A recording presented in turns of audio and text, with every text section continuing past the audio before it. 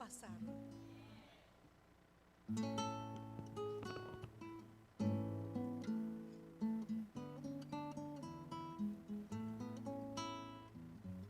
Aleluya, pasa al fin, ya llegamos al hogar.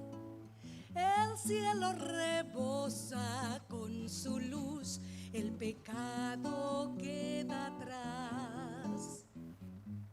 El eterno portal se abrió, los salvados ya entraron, sí, cantan aleluya, pasa al fin, ya llegamos al hogar.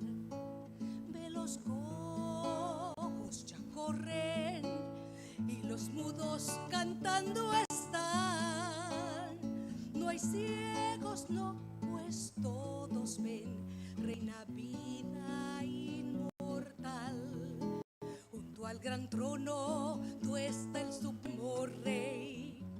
Los redimidos con gratitud cantan aleluya, pasa al fin, ya llegamos al hogar.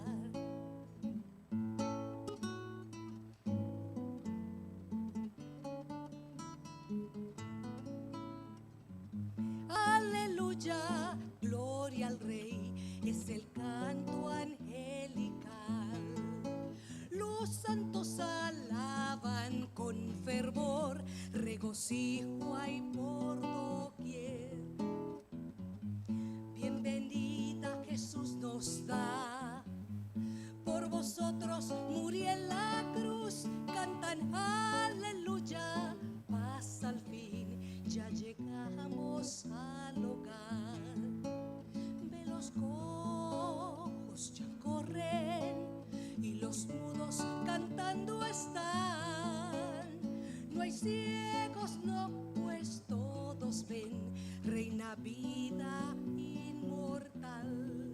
Junto al gran trono tú estás el supremo rey.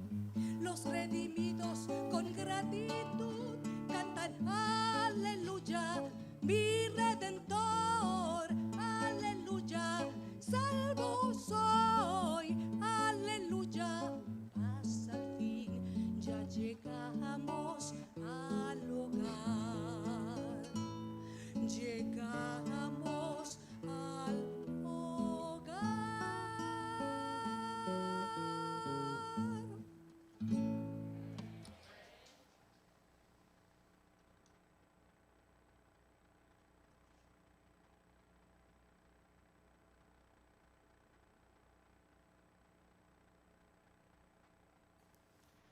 Ay, hermanos, qué alegría estar aquí esta mañana y escuchar estos cantos y ver a la gente alabando a Dios. Pero nos hacen falta muchas personas. Necesitamos que la gente esté entonando y puedan acompañarnos y disfrutar de todas estas bendiciones.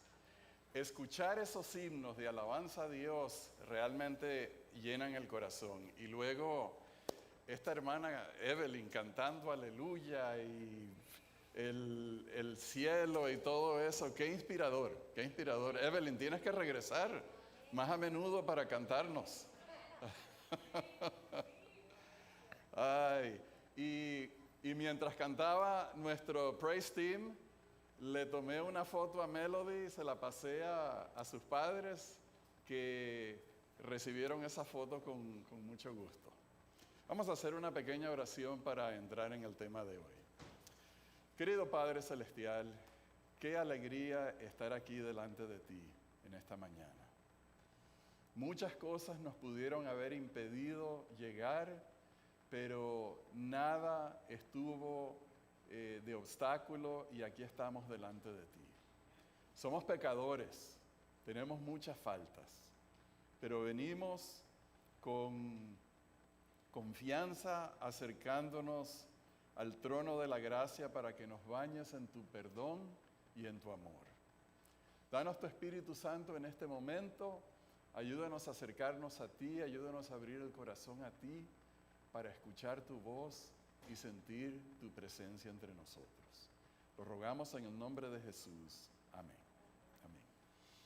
El 8 de julio de 1741, imagínense, hace casi 180 años, el señor Jonathan Edwards predicó un sermón que hasta el día de hoy no se ha olvidado ese sermón.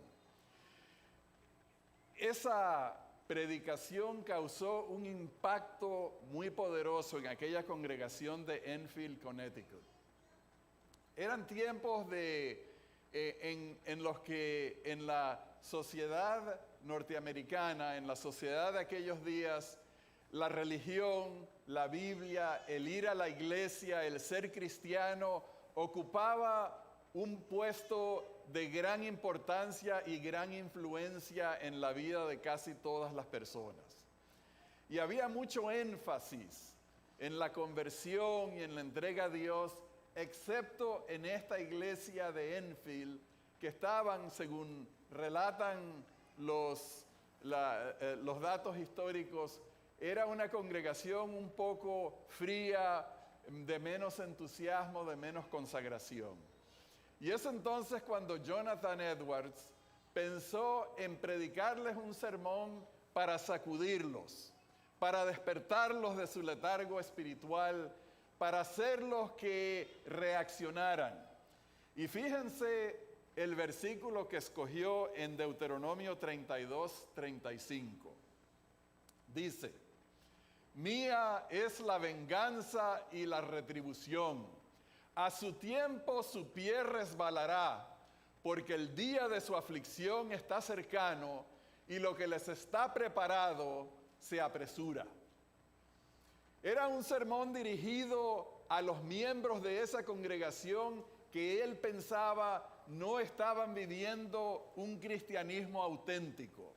Y por lo tanto escogió un tema para advertirles a ellos que la ira de Dios iba a venir sobre ellos. Y utilizó muchos de los versículos que se encuentran en el Antiguo Testamento y en el Nuevo Testamento como para enfatizar la ira de Dios, el enojo de Dios sobre el pecado, la condenación de Dios sobre el pecado. Y utilizó muchas imágenes, muchos ejemplos, como por ejemplo que los pecadores viven confiados en sí mismos, pero que solo son como la hoja seca que se va a incendiar pronto, que son unos gusanos que serán pisados y morirán, que Dios rechaza al pecador, que Dios vomita de su boca al pecador, que Jesús dijo: apartaos de mí, malditos, al fuego eterno, apártense de mí que no os conozco. Y la gente de esa congregación ese día estaba escuchando ese sermón y sintieron el efecto de las palabras de este predicador. Al final del sermón, el pastor Edwards habló de la gracia de Dios, habló del perdón de Dios, habló de que podían escapar de la ira de Dios si se entregaban a la misericordia del Señor. Y entonces funcionó la técnica de este pastor, y es que en medio de todo ese temor, en medio de ese despertar de emociones negativas, la gente dijo dentro de sí: me voy a entregar a la gracia de Dios para que no me toque ninguna de esas cosas horribles. Es decir, que a través del miedo, Él hizo que las personas vinieran a entregarse a Dios. Y como les mencioné anteriormente, ese sermón es un sermón famoso que 180 años después no se ha olvidado. Todavía se conoce lo que ese sermón hizo. Pero, y aquí lo tengo en mis notas, un pero en mayúsculas. Eso no es lo que Dios quiere para sus hijos. Porque desde el mismo principio, en Génesis 3, nosotros encontramos un tema parecido a lo que hizo, a la técnica de Jonathan Edwards ese día. Y vamos a ver en Génesis capítulo 3 los versículos 8 al 10. Dice: luego oyeron la voz de Jehová que se paseaba por el huerto al aire del día, y el hombre y su mujer se escondieron de la presencia de Jehová Dios entre los árboles del huerto. Pero Jehová llamó al hombre y le preguntó: ¿dónde estás? Él respondió: oí tu voz en el huerto y tuve ¿qué? Tuve miedo, porque estaba desnudo y por eso me escondí. Adán nos dijo claramente el motivo de esconderse entre los árboles. Tuvo miedo y miedo de Dios. Ahora, todos los seres humanos experimentamos miedos de diferentes tipos, de muchos tipos. Todos experimentamos muchos de esos miedos igualitos. Miedo a las alturas. Usted se ha montado en una escalera bien alto y ha mirado para abajo, da miedo. O ha estado en un edificio bien alto y se asoma por la baranda, se siente algo, ¿no es cierto? Horrible, feo, y se quiere apartar. Y es más, muchos ven en la televisión a una persona que está, me tocó la semana pasada que vi un video de uno de esos que tiene un traje, de esos que tienen alas. Estaba en la orilla de la montaña, allá en Europa, a punto de dar el salto al vacío para extender el ala y volar, y yo me sentía así como horrible de estar ahí, de nada más de imaginarlo ahí en la orilla de la montaña. Se lanzó, voló de lo más lindo, abrió el paracaídas y aterrizó sin problemas. ¿Alguna vez le han apuntado con una pistola? Da miedo, aunque uno sabe que no van a disparar porque no tiene balas. ¿Alguna vez le ha ladrado un perro horrible que le pela los dientes y está ahí como que se lo quiere comer como que si fuera una hamburguesa? ¿Ah? Sí, y da miedo. Y eso es un miedo natural que todos sentimos y todos respondemos de la misma manera. Y es que evitamos esos peligros. Evitamos asomarnos a un lugar alto y que se puede caer uno. Evitamos un perro que está ladrando y se ve feo. Evitamos muchas cosas que son peligrosas porque eso es el método para preservarnos. ¿Y por qué tenía miedo Adán? Ya sabemos la historia. Porque desde el día que comieres de ese árbol, ciertamente ¿qué? Morirás. Y él conectó una cosa con la otra y con la otra y con la otra. Y como el mandamiento vino de Jehová, y como él desobedeció y sabía que la muerte era el resultado de la desobediencia, conectó la muerte con Dios y concluyó: Dios me va a matar. Eso no está ahí en la Biblia, pero esa es más o menos la conexión. El sentido de culpabilidad ante su pecado, la presencia de Dios, el que tenía el derecho a decir no comas, y el castigo de la muerte. Y entonces Adán entendía que esa autoridad era la que lo iba a matar a él. Y como resultado, esconderse de Dios. Y hoy en día nosotros hacemos lo mismo que Adán hizo. Y es que evitamos a Dios porque tenemos el mismo miedo de Dios. El ser humano tiene miedo de Dios por varias razones. Y como con muchas otras cosas, el miedo produce evitar. Es decir, Adán quería evitar la presencia de Dios porque tenía miedo. Nosotros, en nuestro estado natural, queremos evitar a Dios como evitamos muchas cosas. Si hay un olor feo en algún lugar, usted no pasa por ahí porque no quiere oler ese olor feo. Si hay una cosa que produce dolor cuando la pullan en el brazo, hay gente que le tiene un temor a eso, que hacen de todo lo posible para evitar ser vacunados. Cuando me fui a vacunar, todos los años me hacen vacunarme allá del flu, y siempre les pregunto, ¿le ha tocado gente que se desmaya? Y me cuentan unas historias de lo más interesantes. Gente que tiene tanto miedo que hace todo tipo de maromas y cosas mentales para evitar el miedo de la pullada que se van a dar. Y es que nuestra reacción natural es evitar. A veces hay personas que sin ellos darse cuenta causan que los demás quieran evitarlos. Porque usted ve a una de esas personas e inmediatamente empiezan a decirte cosas que te hacen sentir culpable. ¡Ay, pero qué milagro! Tú nunca me llamas a mí. Y ahora que me estás llamando, y uno dice por el otro lado, pero qué antipatía.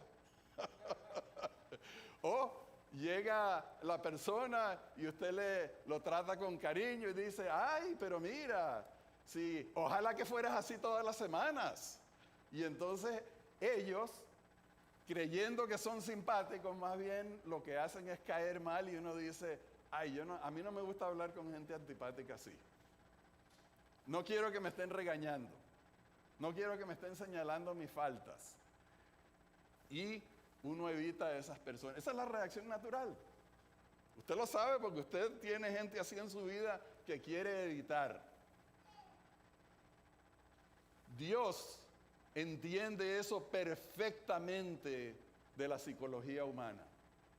El ser humano no quiere sentirse mal y por lo tanto evita lo que le hace sentir mal. Y por eso es que cuando Dios habló con Adán y Eva, los trató de una manera para indicarnos a nosotros cuál es su actitud ante las personas que han pecado.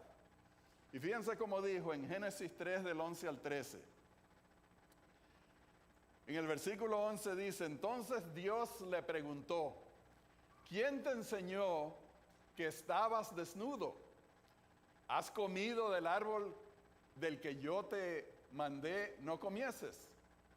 Obviamente se iba a sentir mal con esa pregunta, ¿verdad? Y luego le dijo le dijo el hombre, le respondió, la mujer que me diste por compañera me dio del árbol y yo comí. Y el siguiente versículo, entonces Jehová Dios dijo a la mujer, ¿qué es lo que has hecho? Y dijo a la mujer, la serpiente me engañó y comí. Dios no estaba interesado en regañarlos, no estaba interesado en señalarles sus pecados, pero sí tenía que tocar el tema de que ellos habían desobedecido. Pero lo que no está en esa narrativa, luego de que Dios presenta el tema y lo saca a relucir, lo que no está ahí es un regaño feo. Lo que no está ahí son recriminaciones. Lo que no está ahí es que Dios los haya rebajado y los haya humillado por lo que habían hecho. Sino que Dios los trató con dignidad, los trató con amor, los trató con bien, con cortesía. Ellos se sentían mal en la presencia de Dios por su pecado y no se podía evitar eso. Pero Dios no los humilló, Dios no los maltrató, sino que al contrario les proveyó a ellos un punto de salvación, porque Dios en ese momento estaba más interesado en arreglar el problema que en asegurarse de que entendieran todo lo feo y todo lo malo que les iba a ocurrir de ahí en adelante. Y es que Dios sabía que si Él se iba por el camino de decirle, pero es que tú esto y ustedes aquello, y yo sabía, y no se puede confiar en ustedes, y es que son unos desagradecidos, y ustedes no sirven para nada. Si se ponía con eso, la relación entre ellos se iba a dañar hasta tal punto que no hubieran querido nada con Dios. Absolutamente nada con Dios, porque sería difícil tratar con un Dios que tiene la razón, tiene la autoridad moral para recriminarlos y condenarlos cada vez. Así que de ahí en adelante, de la caída de Adán y Eva, la relación del ser humano con Dios iba a estar dañada o iba a estar entorpecida por ese sentido de culpabilidad y ese sentido de vergüenza y ese temor natural en los seres humanos hacia las cosas que nos hacen sentir mal. Así que Dios tenía que tratar ese tema y sabía que de ahí en adelante tenía que decirnos a nosotros sobre el pecado, pero en una forma que nosotros pudiéramos recibir. Y vamos a ver una de las primeras formas como Dios instruyó al pueblo de Israel. Vamos a ir a Génesis 20. Génesis 20 es el famoso capítulo de ¿qué? Perdón, Éxodo 20. Éxodo 20.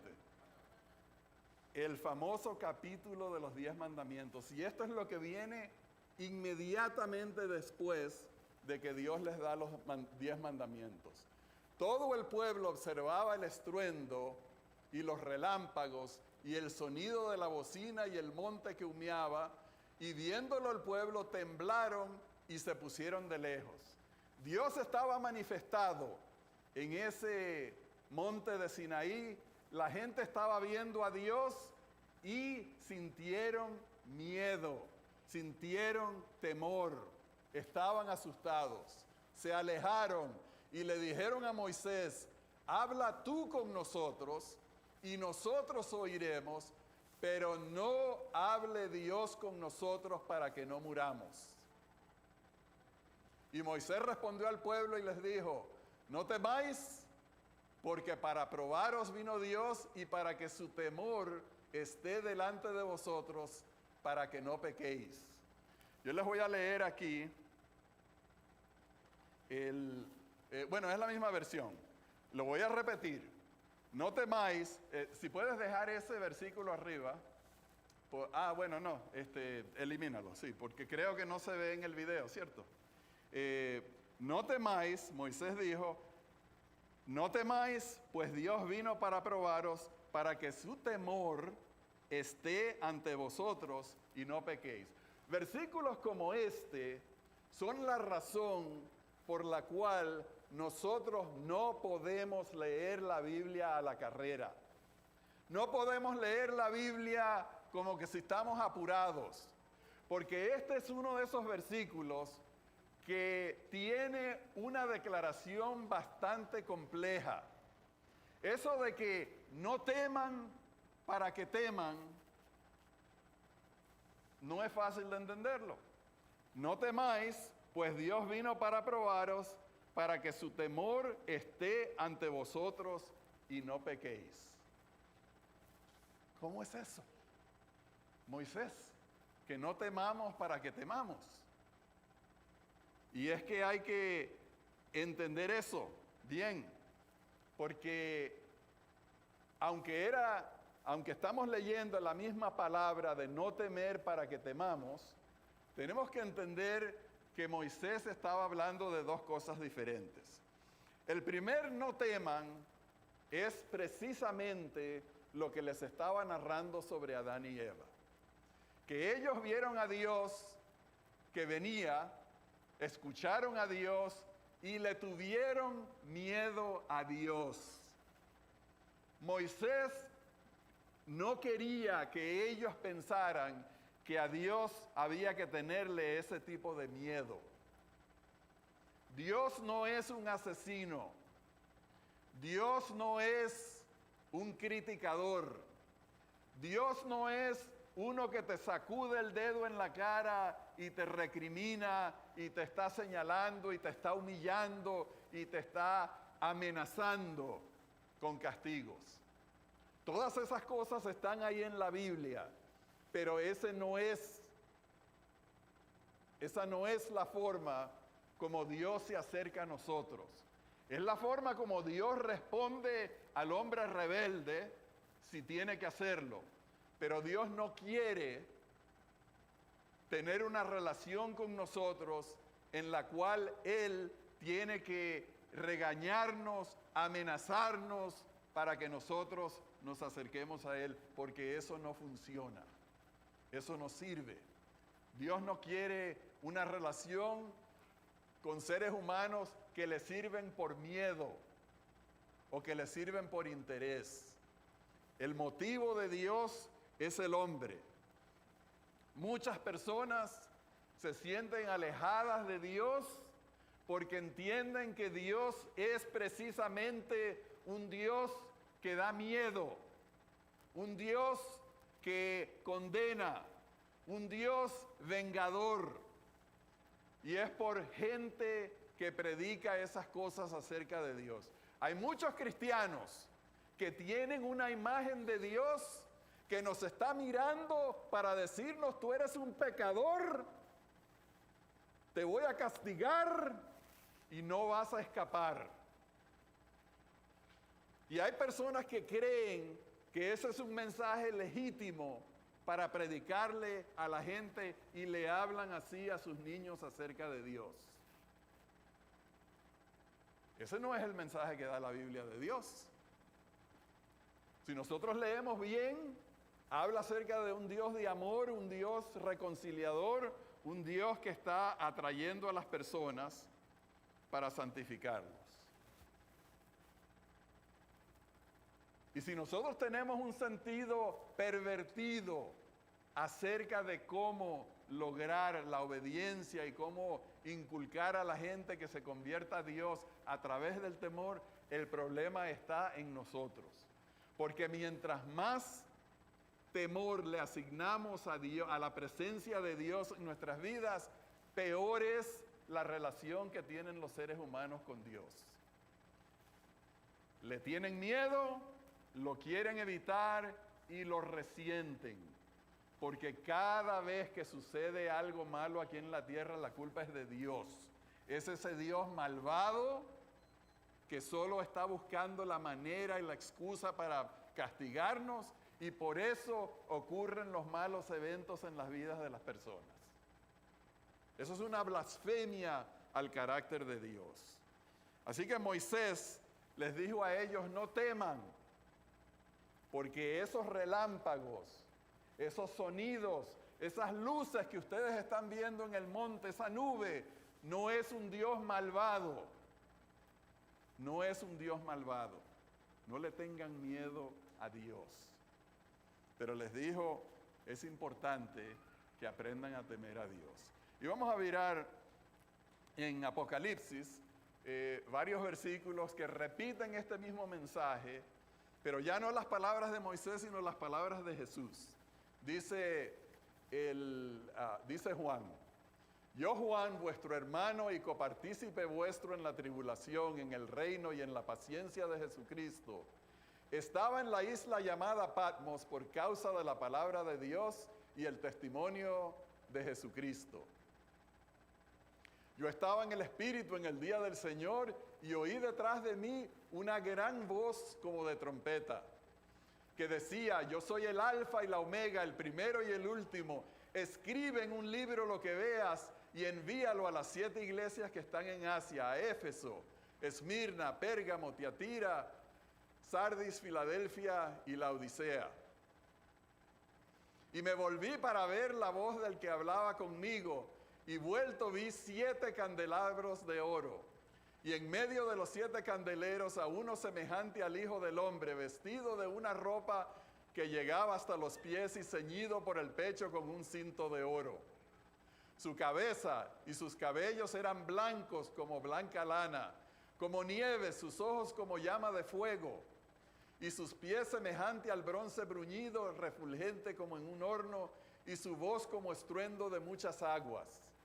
Tenía en su diestra 7 estrellas, de su boca salía una espada aguda de 2 filos, y su rostro era como el sol cuando resplandece en su fuerza. Cuando le vi, caí como muerto a sus pies, y él puso su diestra sobre mí, diciéndome, ¿qué dice ahí? No temas, yo soy el primero y el último, el que vivo y estuve muerto. Mas he aquí que vivo por los siglos de los siglos, amén, y tengo las llaves de la muerte y del Hades. Por todos lados en la Escritura se encuentra el mensaje de que no debemos tenerle miedo a Dios. Lo malo que sucede en nuestras vidas no viene de Dios. Dios no está mirándonos para castigarnos. Dios no está mirando para encontrar nuestras faltas. Cuando Juan vio la visión de Jesús, aunque conocía a Jesús y sabía del carácter de amor, lo que vio le causó temor. Pero Jesús lo reconfortó y le dijo, no temas, no temas. Y le dijo por qué. Pero vamos a seguir adelante porque Moisés les dijo a ellos que no debían temer, pero que debían temer. Y el segundo temor del que habla Moisés, la Biblia lo explica de una forma positiva y buena para nuestras vidas. Vamos a ver cómo dice en Proverbios capítulo 1, versículo 7. El principio de la sabiduría es ¿qué cosa? El temor de Jehová. Los insensatos desprecian la sabiduría y la enseñanza.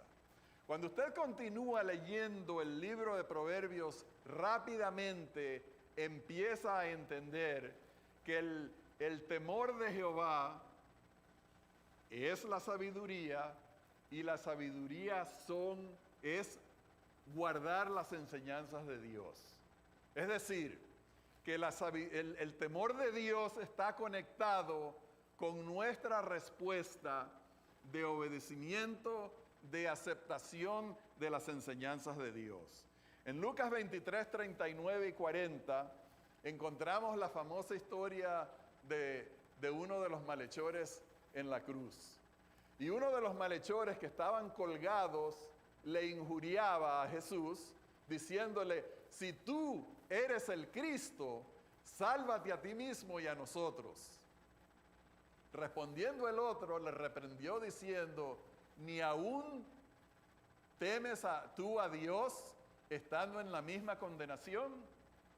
Aquí este hombre estaba reconociendo que en el momento de su muerte, en el momento de su condenación por sus fechorías civiles, y estaba en la cruz a punto de morir, que debía tener temor a Dios. Porque por todos lados en la Escritura está claro el concepto de que el temor a Dios es respeto al Señor. Es respeto, y en este caso, sabiendo que iba a un juicio, que iba a comparecer ante Dios y a dar contabilidad, a dar respuesta por todos los pecados de su vida.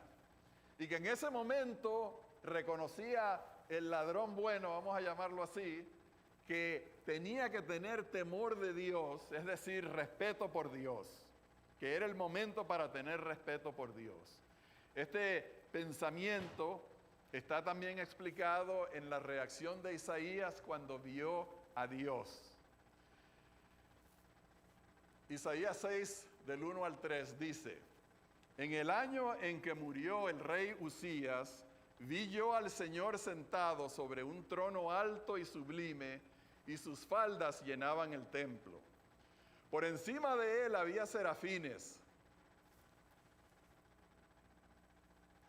Cada uno tenía 6 alas, con 2 cubrían sus rostros, con 2 cubrían sus pies y con 2 volaban. Y el uno al otro daba voces diciendo: Santo, santo, santo Jehová de los ejércitos, toda la tierra está llena de su gloria. Isaías estaba contemplando esta visión espectacular, maravillosa de la gloria de Dios, y su reacción fue, en el versículo 7, entonces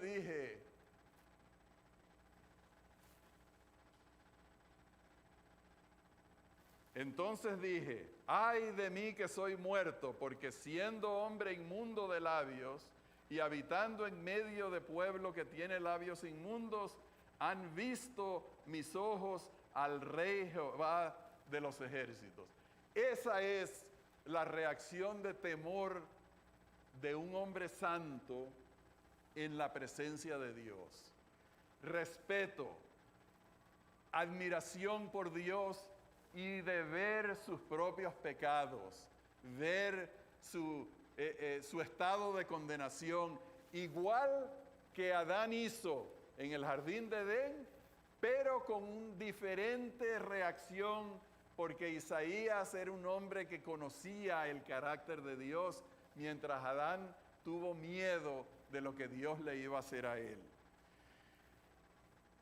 Isaías sabía que no tenía que tenerle miedo a Dios, pero sí temor en el sentido de respeto por ver la grandiosidad del Señor.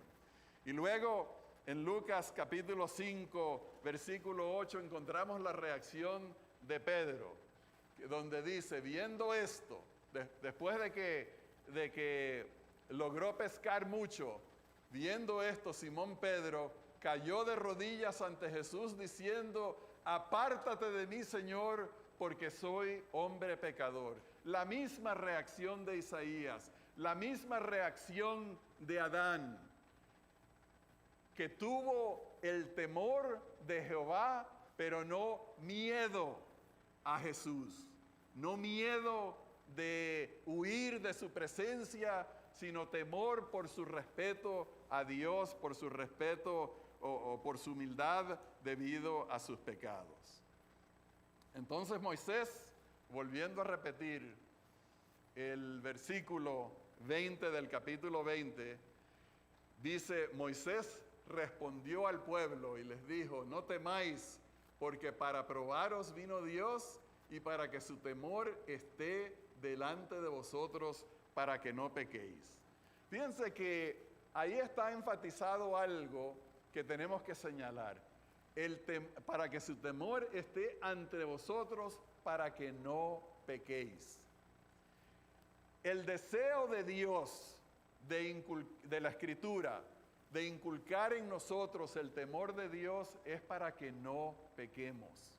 No para que le tengamos miedo a Dios, sino con el propósito de la santificación. Todos nosotros hemos leído, vamos a ver en Juan capítulo 8, hemos leído la historia de Jesús con la mujer que fue sorprendida en adulterio. Enderezándose Jesús y no viendo a nadie, sino a la mujer, le dijo: mujer, ¿dónde están los que te acusaban? ¿Ninguno te condenó? Ella dijo: ninguno, Señor. Entonces Jesús le dijo: ni yo te condeno, vete y no peques más. Aquí está claro, queridos hermanos, que el propósito de Jesús no era humillar a esta mujer, sino enseñarle a ella el perdón, la aceptación de Dios, junto con el tema de la santificación. La Escritura nos dice a nosotros que debemos temer a Dios con el propósito de que nosotros evitemos el pecado, con el propósito que nosotros nos entreguemos a Dios para huir de la maldad, sabiendo que Dios nos recibe y nos perdona nuestros pecados. Y vamos a leer un pasaje más en Deuteronomio 5, 28 y 29. Y oyó Jehová la voz de vuestras palabras cuando me hablabais, y me dijo Jehová: he oído la voz de las palabras de este pueblo, que ellos te han hablado, bien está todo lo que han dicho. ¿Quién diera que tuviesen tal corazón que me temiesen y guardasen todos los días todos mis mandamientos, para que a ellos y a sus hijos les fuese bien para siempre? Fíjense, está bien claro que en las palabras de Dios, Él quiere que nosotros temamos a Dios para que obedezcamos sus enseñanzas. No es miedo a Dios, sino respeto a su voluntad, respeto a sus palabras. Mucho más se puede decir acerca del temor de Dios. Hay muchas promesas. Por ejemplo, en Salmo 34, versículo 7, dice: el ángel de Jehová acampa alrededor de los que le temen y los defiende. Salmo 34, 9 dice: temed a Jehová vosotros sus santos, pues nada falta a los que le temen. Y el versículo 10. Seguimos al versículo 10. Bueno, no está. Los leoncillos necesitan y tienen hambre, pero los que buscan a Jehová no tendrán falta de ningún bien. Y en el Salmo 103, versículo 13 dice: como el Padre se compadece de los hijos, se compadece Jehová de los que le temen. Queridos hermanos, Dios nos ha dado suficientes razones para amarlo, para obedecerlo, para seguirlo. ¿Queremos nosotros darle nuestro respeto a Dios?